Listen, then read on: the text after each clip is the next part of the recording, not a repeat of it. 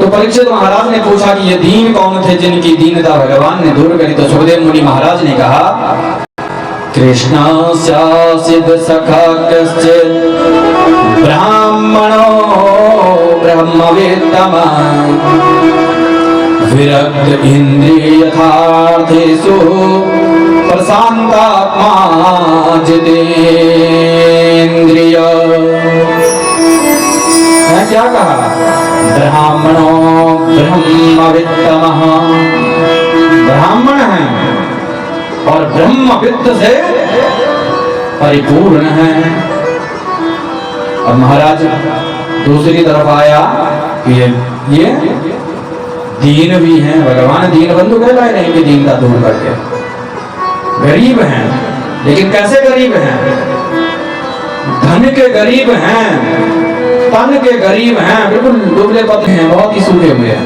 तन के गरीब हैं, धन के गरीब हैं, लेकिन मन के गरीब नहीं हैं। ये मैं नहीं कह रहा हूं, ये भागवत जी कह रही हैं। क्या कह रही हैं? कि ब्राह्मणो ब्रह्मविद्तमः,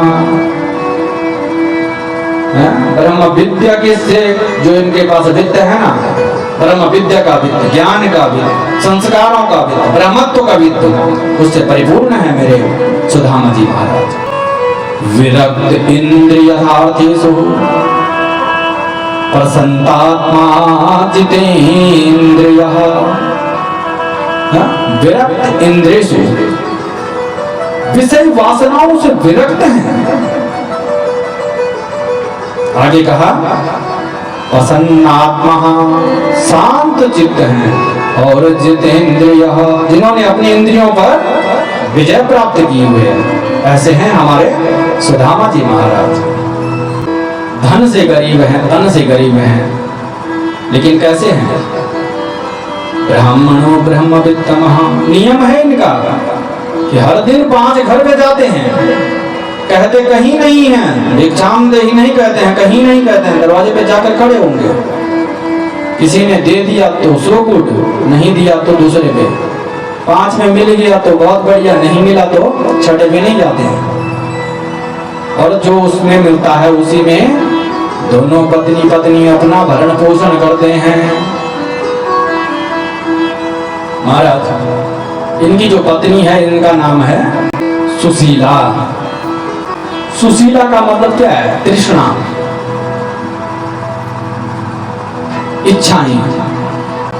एक बार ये सुशीला जी अपने पति सुदामा महाराज से कहती हैं कि ननु ब्राह्मण भगवत सखा साक्षात् छत्वतिः ब्राह्मण्यश्च शरणश्च भगवान सात्वत्सवः।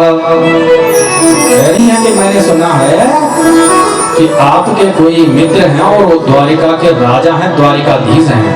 ये बात सच है? देखो कितने बड़े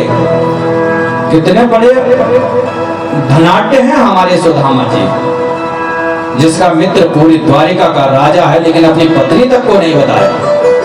और सुदामा जी ने कहा, बोले हाँ हैं। क्या काम है? बोले एक काम करो ना, जब तुम्हारे इतने अच्छे मित्र हैं तो एक बार जाकर के क्यों नहीं उनसे अपनी दरिद्रता दूर करवाते हो? सुदामा जी मना करते हैं, बोले मित्रता ऐसे थोड़ी होती है, मित्र तो हृदय से होते हैं। मित्रता का मतलब ये नहीं कि तो लेन देन हो गया, ये तो व्यापार हो गया कि मैं जाऊं और भगवान से कहूं कि मैं तुम्हारा मित्र हूं, मुझे कुछ दो। बोले नहीं। लेकिन फिर वही हमने क्या कहा था कि 3 प्रकार की हट होती हैं, बाल हट, जोग हट और स्त्री हट। यहाँ पर स्त्री ने हट कर दी, नहीं आपको जाना पड़ेगा। सुदामा जी ने कहा जाऊंगा, लेकिन कुछ जगह ऐसी होती है जहां खाली नहीं जाना चाहिए। तो कहां नहीं जाना चाहिए खाली? व्यवहारिक ज्ञान की बात बता रहा हूं। अगर आपके माता पिता घर में रहते हैं, आप कहीं बाहर रहते हैं, माता पिता घर में रहते हैं, वो कमाते हैं तो भी, नहीं भी कमाते हैं तो भी, माता पिता के पास कभी खाली हाथ नहीं जाना चाहिए। बेटी को कहीं ब्याह रखा है तो बेटी के पास खाली हाथ नहीं जाना चाहिए। बेटी का हो चाहे हमारे गढ़वा दिन बोलो कि ध्यान तो कोई भी हो, कभी ध्यान रखा घर खाली हाथ नहीं जाना। ये व्यवहारिक ज्ञान है, मैं नहीं कह रहा हूँ, भागवत जी कह रही है। बच्चे किसी के घर में हो तो बच्चे के पास खाली हाथ नहीं जाना चाहिए, और रोगी हो तो रोगी के पास खाली हाथ नहीं जाना चाहिए।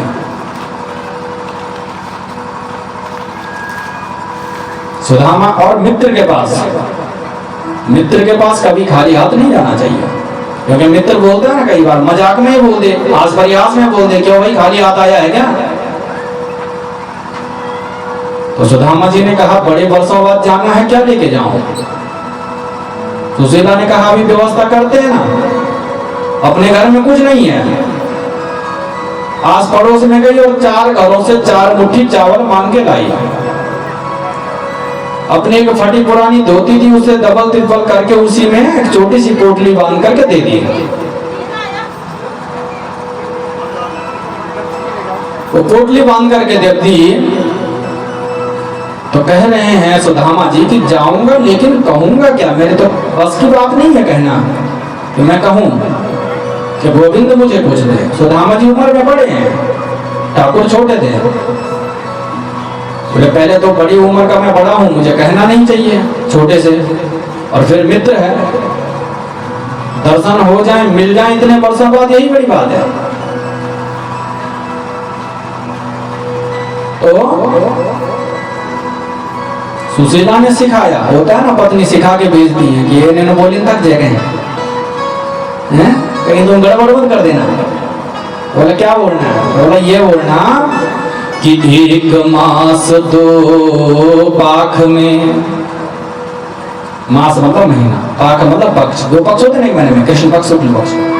बोला कहना ये है कि 1 मास 2 पाख में 2 एकादशी होए, और मेरे घर गोपाल जो नित एकादशी होए। कह रही है कि 1 महीने में तो 2 एकादशी होती है 2 पक्षों की, लेकिन गोपाल से जाके कहना कि मेरे घर में तो रोज एकादशी होती है। एकादशी क्या होती है, क्या भोजन नहीं करते एकादशी में। तो कह रहे हैं कि मेरे घर में तो रोज एकादशी होती है, इतनी गरीबी है खाने के लिए भी नहीं है, मतलब कहना ये चाह रही है। महाराज सुदामा जी ने पोटली अपने पास रखी, हुक्म था ना, बहुत बार होता है ऐसा, पति नहीं चाहता मैं ये करूं वो करूं, लेकिन पत्नी करवाती है। तो सुदामा जी गए कहाँ, द्वारिकापुरी। कहाँ है द्वारिका, बताएगा कोई, कौन से प्रांत में है, गुजरात प्रांत में।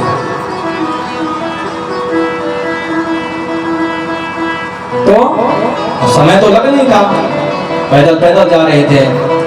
अब शाम को जैसे सुबह निकले, शाम को एक पेड़ की छांव में सुदामा जी आराम करने के लिए लेट गए। थके हुए थे बेचारे, मेरे ठाकुर की ऐसी कृपा कि सुदामा जी इतनी गहरी नींद में चले गए कि सुदामा जी को पता ही नहीं चला नींद कब आई। और महाराज जब सुबह नींद खुली, आंखें खोली ब्रह्म मुहूर्त में, तो देखते हैं सोया पेड़ के नीचे था, लेकिन पहुंच गया हूँ द्वारिकापुरी में। बोले नारायण भगवान के जय हो। क्या कहती है कथा, जब भगवान की तरफ जाओगे ना तो कथा क्या कहती है, भगवान कहते हैं कि तू आवे एक पग मैं आऊं पग 60, कि तुम मेरी तरफ आने के लिए कदम तो बढ़ा। अरे मैं तो दौड़ के 60 कदम आ जाऊंगा। और कहां नहीं गई मेरे ठाकुर भाग्य। जब गजेंद्र को गधा खींच रहा था तो मेरे ठाकुर खुद आए थे गरुड़ पर बैठ करके।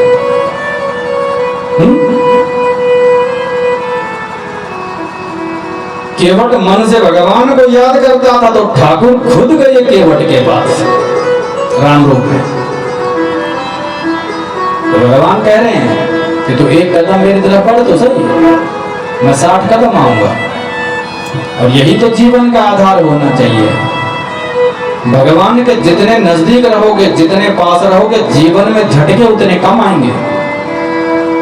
एक उदाहरण दूं आपको, बस में बैठे ना सब लोग, बस में, तो आपने कभी नोट की होगी ये बात कि जो सवारी बस में ड्राइवर के पास बैठती है ना, ब्रेकरों के झटके उसको नहीं लगते हैं, या बस तेज भी चले उसको झटके नहीं लगते हैं। लेकिन जो सबसे पीछे की सीट में बैठा होता है ना, और बस वाला तेज भगा रहा है, तो महाराज कभी कभी ऐसा कुछ होता है कि खोपड़ी ऊपर लग जाती है, होता है ना। तो भगवान के जितने पास रहोगे, जीवन की बाधा रूपी ब्रेकर आपका कुछ नहीं बिगाड़ेंगे। तो एक बार जरा जोर से बोले जय श्रीमन्नारायण। महाराज ठाकुर जी की द्वारिका में हमारे सुदामा जी पहुंच गए हैं। सबसे पता करते हैं कि द्वारिकाधीश कहाँ रहते हैं। बोले हमारे द्वारिकाधीश हैं, वो कहाँ रहते हैं, किसी को कुछ पता है? किसी ने कहा भैया तुम कौन हो? कहा मैं उनका बचपन का मित्र हूं। लोगों ने कहा राजा का मित्र और ऐसी दीनहीन दशा में? सोचा कोई बावरा है, लेकिन द्वारिका एक ऐसी नगरी है, भगवान की ऐसी नगरी है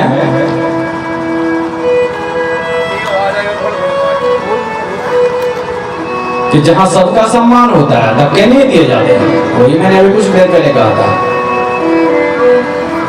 दीनहीन सुदामा को भी द्वारिका वासी जो भी मिलता वो रास्ता दिखाता जाता कि देखो जी ये रास्ता जाएगा महल की तरफ। जैसे जैसे महल के पास पहुंचते हैं वो दिखाता है सामने है जी महल।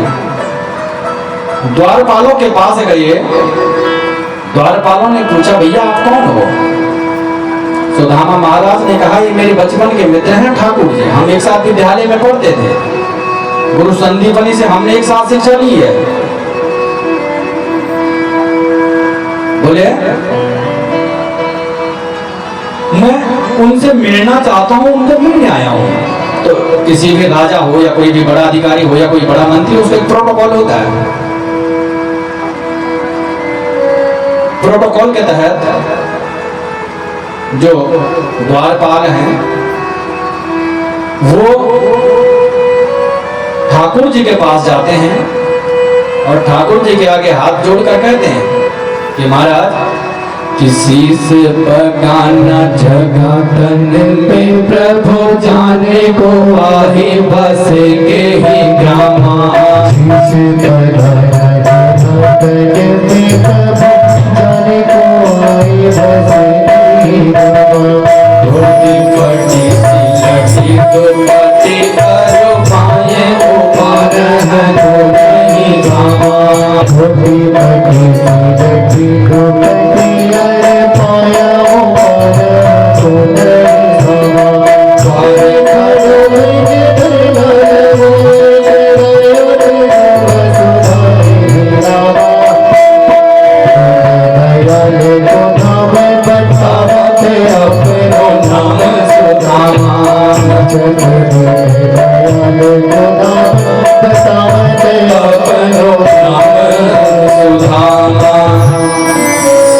महाराज जैसे भगवान के कानों में शब्द पड़ा सुदामा, मेरे ठाकुर अपने सिंहासन पर बैठे हुए थे रुक्मणी मैया के साथ, खड़ा उतार के बैठे हुए थे।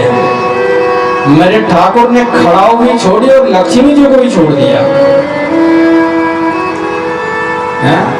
तो मित्रता इतनी प्रगाढ़ होनी चाहिए कि आपको लक्ष्मी यानी पैसे की त्यागना पड़े तो त्याग दो, लेकिन मित्र के लिए खड़े रहो। यहां पर मेरे ठाकुर ने अपनी चरण पादुकाएं छोड़ दी, लक्ष्मी जी को भी छोड़ दिया और दौड़ रहे हैं मेरे ठाकुर। और भागवत जी में वर्णन आया है कि दौड़ते दौड़ते मेरे ठाकुर के कंधे पर जो उत्तरीय वस्त्र, जिस तरह का वस्त्र होता है, पीतांबर डाला हुआ था, पीला वस्त्र डाला हुआ था। मेरे ठाकुर दौड़ रहे हैं। आंखें बंद करके फिल्म देखिए कैसे मेरे ठाकुर दौड़ रहे हैं। ठाकुर जी दौड़ रहे हैं और दौड़ते दौड़ते मेरे ठाकुर जब आगे बढ़े तो द्वार पर देखा अपना मित्र सुदामा। ठाकुर जी ने दोनों हाथ फैलाए और सुदामा जी को गले लगा करके मान लो आलिंगन करना चाह रहे हैं। क्या दृश्य रहा होगा।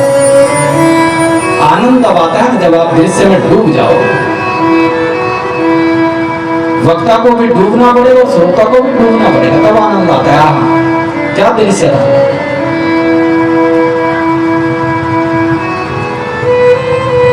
महाराज हाथ पकड़ करके अंदर लाते हैं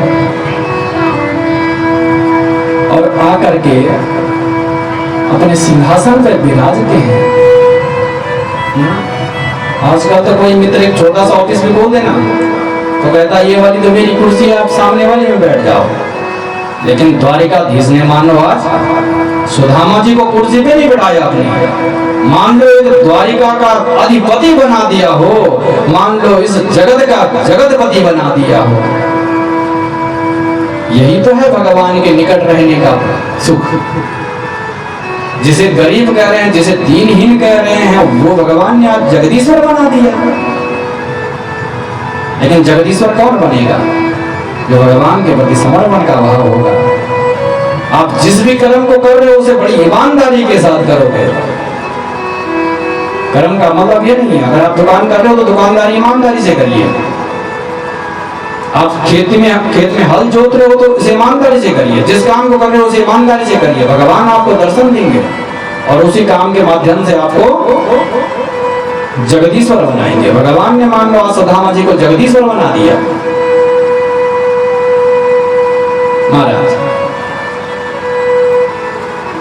एक परात मंगाई, परात लेकर आई लक्ष्मी मैया, जलपात्र लेकर आई है। रुक्मणी जी जलपात्र लेकर आई है, लोटे में जल लेकर आई। लेकिन जैसे ही भगवान के हाथ में दिया ना, भगवान की चेतना जागी। कहा ये ब्राह्मण है, मित्र तो है लेकिन कौन है? ब्राह्मण है।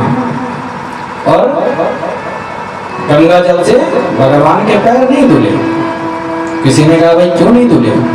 देखे सुदामा के दीन दशा करुणा करे के करुणा देखे सुदामा के दीन दशा करुणा करे के करुणा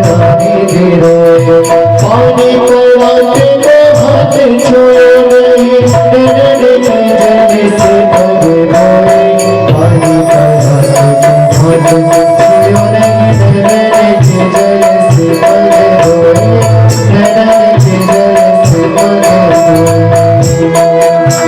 महाराज भगवान ने हाथ लगाया ना सुदामा जी के पैरों में, इतने कांटे चुभे हुए हैं, पूरा पैर खुरदरा लग रहा है। ठाकुर जी ने भगवान के पैर बोले गंगा जल से क्यों नहीं धुले? बोले इसलिए नहीं धुले कि ये ब्राह्मण है और ये जो गंगा जी का जल है ये तो मेरे चरणों से निकला हुआ है, तो चरणों तक है। चरणों तक कहते ना गंगा जल को, चरणों से निकला हो उदक, उदक मतलब जल। तो कहा अगर मैं अपने पैर धुले हुए जल से फिर भगवान ब्राह्मण देवता के पैर धुलूंगा तो पाप होगा। तो क्या करते हैं मेरे भगवान? झरझर करके मेरे प्रभु के आंसू टपकते हैं। मेरे भगवान झरझर करके रो रहे हैं। रुक्मणी मैया ने परात पकड़ी हुई है और भगवान अश्रुधारा से आज ब्राह्मण देवता सुदामा के पैरों का पाद प्रक्षालन कर रहे हैं। आहा क्या दृश्य।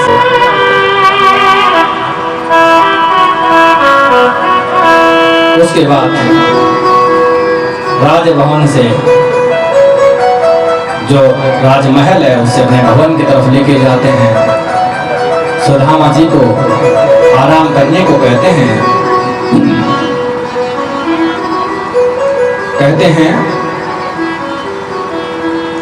सुदामा जी आप जब हम बचपन में पढ़ते थे ना तो आप कहते थे मैं ऐसी लड़की से विवाह करूंगा जो ऐसी होगी वैसी होगी। किया आपने क्या ऐसे किसी से शादी? कहा की है ना, मेरी पत्नी का नाम सुशीला है। भगवान ने कहा सुशीला नाम, कितना सुशील होगी ना हमारी भाभी। तो बोला जो मन से सुशील होगी उसने जरूर अपने देवर के लिए कुछ ना कुछ भेजा होगा।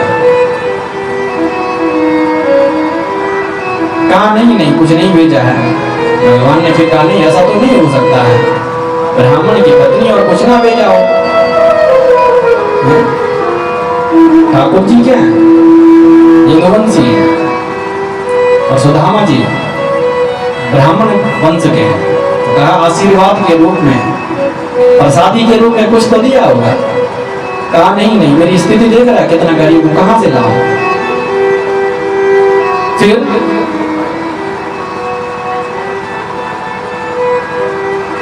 सुदामा जी बात को घुमाने लगे, विद्यालय की बातें कहने लगे। बोला अरे छोड़ ना तो ये बातें, देखो स्कूल में ये होता था, गुरु के यहाँ ये होता था, हम एक बार जंगल ईंधन के लिए गए थे।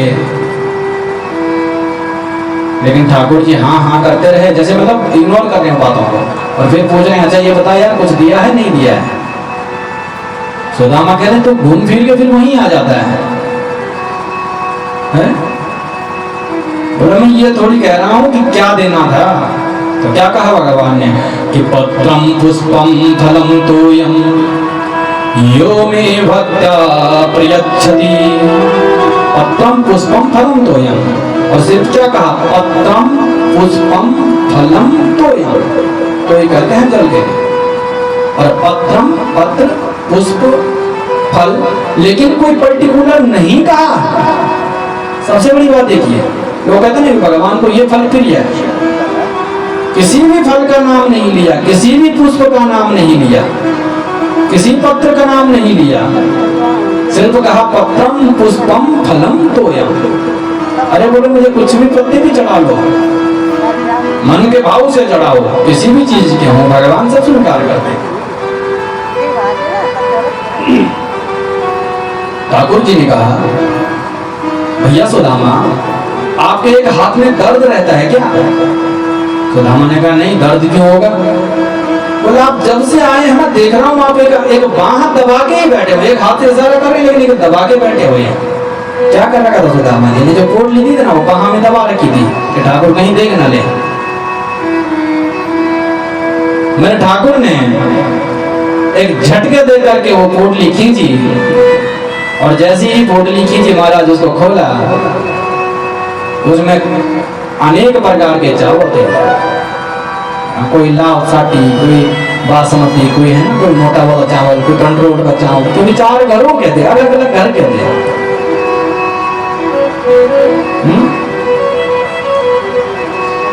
महाराज भगवान ने जैसे देख के ही तृप्त हो गए। आहा, मेरे भगवान ने एक मुट्ठी चावल की निकाली और निकाल करके ऊपर की तरफ देखा, मानो पूरा ब्रह्मांड देख रहे हो, और उसके बाद मेरे ठाकुर ने एक मुट्ठी चावल अपने मुंह में डाल लिए। बोले राधा रमन सरकार की जय। मान लो मन ही मन सोच रहे हो कि हे सुदामा देख, बिना बोले ही मैं तुझे त्रिलोकपति बना रहा हूं। यहाँ रुक्मणी मैया देख गई, मन ही मन सोच रहे हैं कि भगवान, जैसे भगवान ने दूसरी मुट्ठी उठाई, रुक्मणी मैया ने हाथ पकड़ लिया। बोले द्वारिकाधीश मन ही मन कह रही है कि सारे त्रिलोक्य का स्वामी सुदामा को बनाओगे, खुद सुदामा बनने की इच्छा है क्या? महाराज माँ ने हाथ पकड़ा, कहे कैसे नहीं है। भगवान ने कहा क्यों रोका रुक्मणी? रुक्मणी भैया ने कहा पता है क्यों रोका? चावल कच्चे हैं, पेट खराब हो जाएगा, अब मत खाइए। भगवान ने कहा कोई नहीं। फिर कह रही है कि तुम्हें पता है 16,107 मेरे अलावा और भी हैं, और प्रसाद हमेशा मिल बांट कर खाया जाता है। ये ठाकुर जी का ब्राह्मण देवता की प्रसादी है, मिल बांट के खाएंगे ना। ठाकुर जी को पैर मान लो, सुदामा जी को इस त्रिलोक्य का स्वामित्व दे दिया हो, परिपूर्ण कर दिया। तो ये है भगवान यहाँ पर भगवान ने सुदामा जी की दीनता को दूर किया। उसके बाद सुदामा जी आराम करने लगे। कहा ठाकुर जी से पूछ रहे हैं रुक्मणी जी के बारे में, जैसे होता है ना, पूछते हैं कि तुम्हारे ससुराल कहाँ है। भगवान ने कहा कितनी बताएं।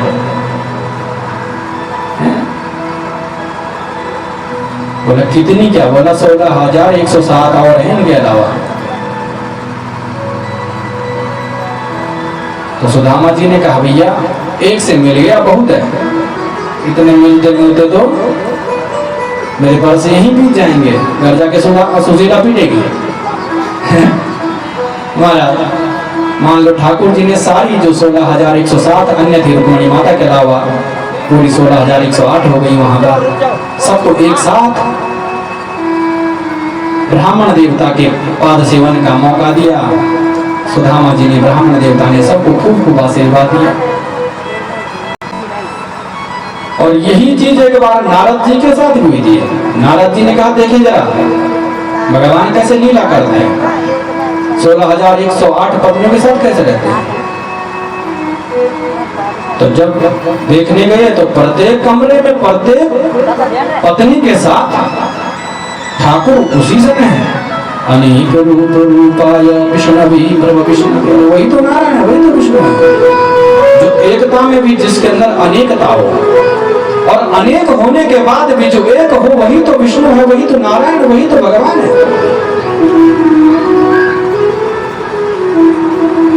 नारद जी को भी एहसास हो गया कि ये साक्षात ब्रह्म है।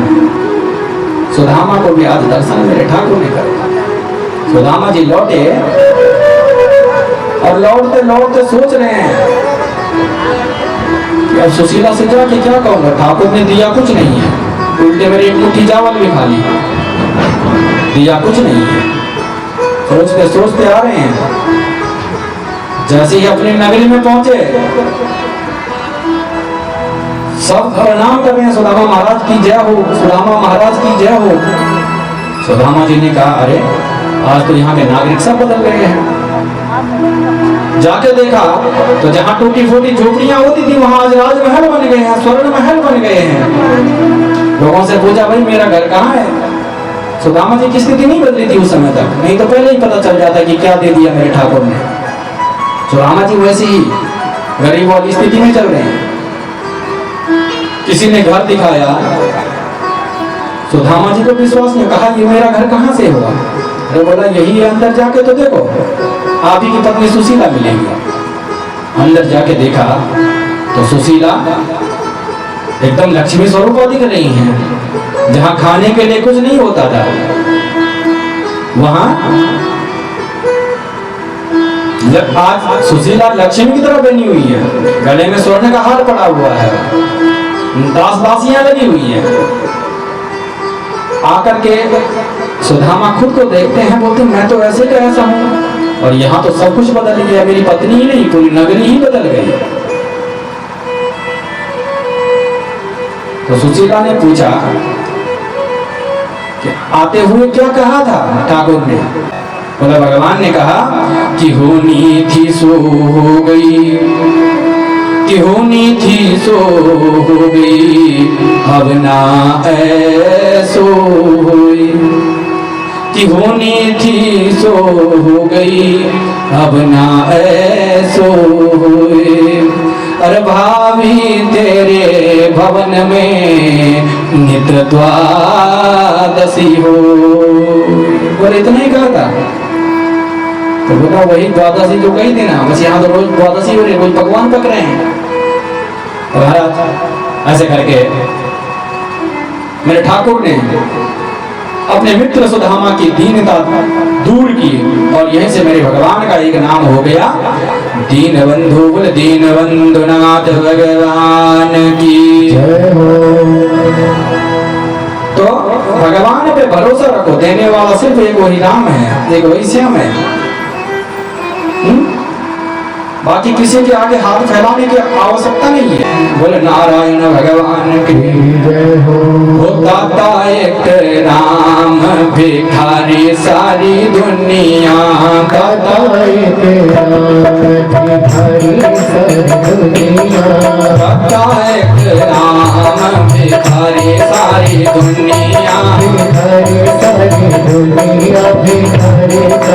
दुनिया नाम एक देवता पुजारी सारी दुनिया पुजारी सारी दुनिया पुजारी सारी दुनिया ओ दाता एक राम भिखारी सारी दुनिया भिखारी सारी दुनिया भिखारी सारी दुनिया भिखारी सारी दुनिया हो राम एक देवता पुजारी सारी दुनिया पुजारी सारी दुनिया पुजारी सारी दुनिया।